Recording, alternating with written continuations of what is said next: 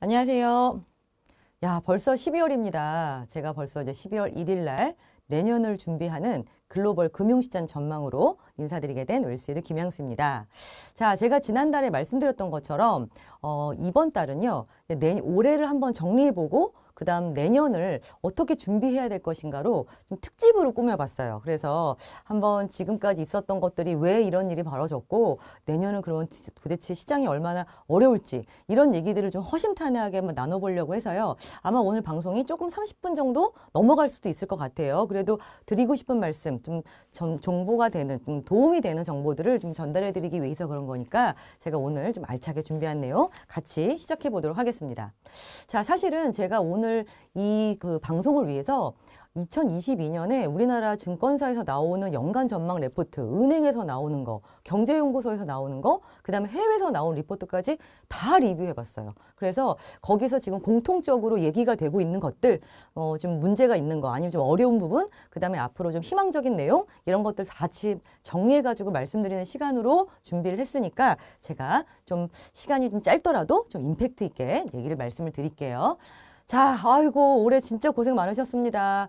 이놈의 기준금리 인상 때문에, 와, 진짜 정말 마음고생 많이 하셨죠. 자, 그런데 이 기준금리 인상이 끝난 게 아니에요. 이게 무슨 소리냐면, 자, 우리나라는 11월 달에 발표가 됐죠, 요번에. 3.25로 올해는 종료가 됐어요. 그래서 우리나라 기준금리는 지금 올해 2022년 3.25로 종료가 됐는데 문제는 미국의 기준금리 인상이 한 번 더 남아 있습니다. 이게 12월 달, 10일 언제냐면 12월 13일에 발표가 될 것 같아요. FOMC에서. 자, 그런데 느낌이 오시겠지만 기본적으로 금리를 조금 올릴 것 같지는 않아요. 지금 시장에서 나오고 있는 얘기는 야, 4.5 올릴까? 4.75 올릴까? 그러니까 빅스텝이냐 자이언트 스텝이냐의 얘기지 우리나라처럼 뭐 0.25 정도 올리고 끝날 것 같지 않은 분위기예요. 왜? 당연히 물가 때문입니다. 물론 물가가 그때 여름에 막 9% 넘을 때 있었잖아요. 그죠? 우리 그때 막 시겁했잖아요. 자, 근데 그거보다는 지금 내려가서 7%대까지 내려갔다고는 하지만 제가 누누이 말씀드렸죠. 미국의 물가 목표는 2%라니까요. 그러니까 아직 갈 길이 멀어요. 그래서 지금 괜히 희망적인 시그널을 주면 물가가 다시 오를 수 있기 때문에 어쩔 수 없이 올 연말에 4.75 내지는 4.5의 기준금리를 끝날 것 같아요. 자, 그럼 이게 끝난 게 아닌 거예요. 왜? 그러면 우리나라는요? 그럼 우리나라는 그 다음 기준금리 인상이 언제냐면 우리는 1월 13일 날 금융통화위원회에 지금 또 기준금리 인상 발표가 또 한 번 다 있거든. 1월부터 바로.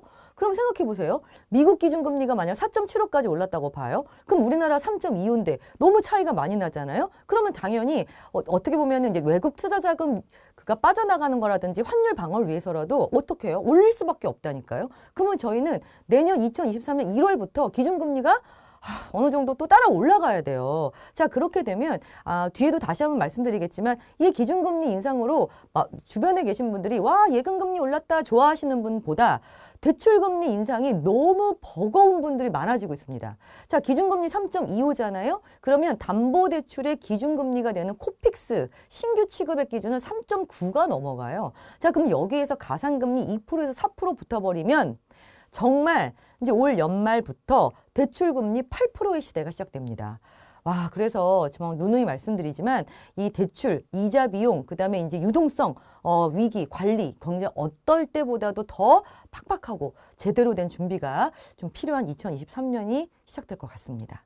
자, 그래서 제가 올해 이 굉장히 많은 투자 명언이라든지 격언들 같은 것들을 보내드렸는데 다들 그러시더라고요. 나는 이게 제일 기억에 남더라. 그래, 우리가 스스로를 위안하는 말 중에 회사가 어려울 때가 가장 회사를 사기 좋은 때다.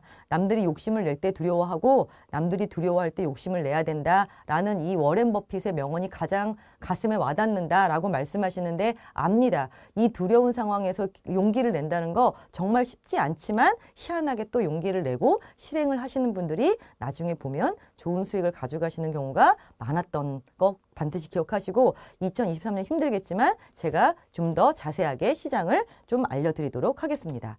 자, 그래서 그런지 벌써 이 신문 기사에서 나오는 기사들이 심상치가 않습니다. 자, 보시는 것처럼 제가 지난달에도 한번 말씀을 드렸는데요. 주변에 스타트업 하시는 분들, 그다음에 VC 하시는 분들이 돈이 안 돌아요. 그 다음에 2차 투자, 3차